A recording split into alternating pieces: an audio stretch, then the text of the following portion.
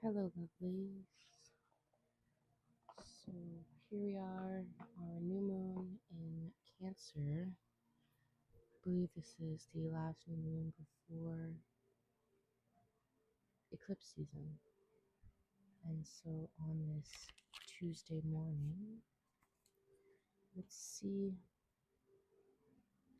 what messages might be coming through, what we need to know, what is going on. Our Seasons of the Witch Lama Snorkel was garden tools, all about making sure we have the right tools to do whatever it is we're setting out to do. Cutting corners is not recommended in whatever it is you're working on. So let's see what else our little woodland warriors can add to our reading here today, and see them coming in to join us this morning. Yesterday was Gunner. Let's see what's up. 111 on the clock as I start to shuffle. Might be significant. Now this is beautiful. Our first card is the moon. We're revealing things. Something is coming. Yes, thank you, Zoe. As confirmation. There's this with this new moon. There's releasing involved, and with the moon card coming out, something's being revealed. As we're releasing, we're revealing pieces of our own puzzle, which is leading to alignment. Our chariot here, I'm pretty sure the chariot is also Cancer, and our new moon is in Cancer. Um, Correct me if I'm wrong on that one, but I'm pretty sure. Now, the chariot is also about aligning our actions and intentions. Just like these two donkeys on the screen, you have to align them properly and make sure they're facing in the same direction in order to get any real movement, real traction involved. And our Ace of Arrows here, which is the Ace of Swords, there's with this clarity, with whatever's been revealed, we're bringing in a new awareness. There's not so much a clear mind situation. It feels like it's more of a, with alignment and whatever's been revealed, there's just this new um it's a clarity, there's a, yeah, this clarity. It's like a relief. There's more of this assuredness that's coming through. I feel like although your situation might, the garden tools came in this morning to explain that we need to make sure we have everything we need. And that, I don't know if that there was a message somewhere within your day that's going to show up and just be that light switch that clicks. And that's what's being revealed. It's almost like someone is hearing that, oh, okay, when they heard or they watched, there's no sound to this one, so just FYI. When they heard the reading or they got the reading for the garden tools, it just feels like this is for someone who acknowledged this, and it made sense. It made sense that, all right, yes, I'm trying to cut corners, I'm trying to take a shortcut. There's something that your awareness is confirmed. Like there's a confirmation in this card to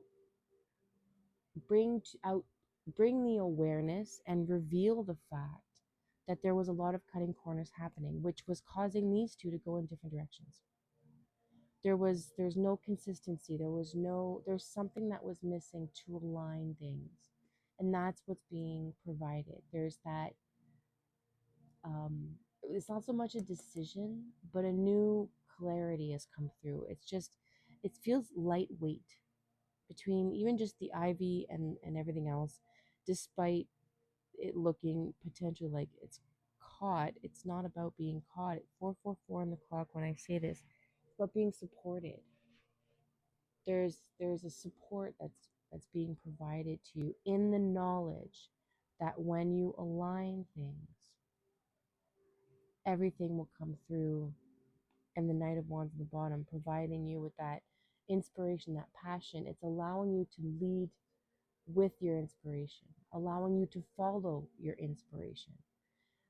But you can't cut corners in order to do it because that's unaligned.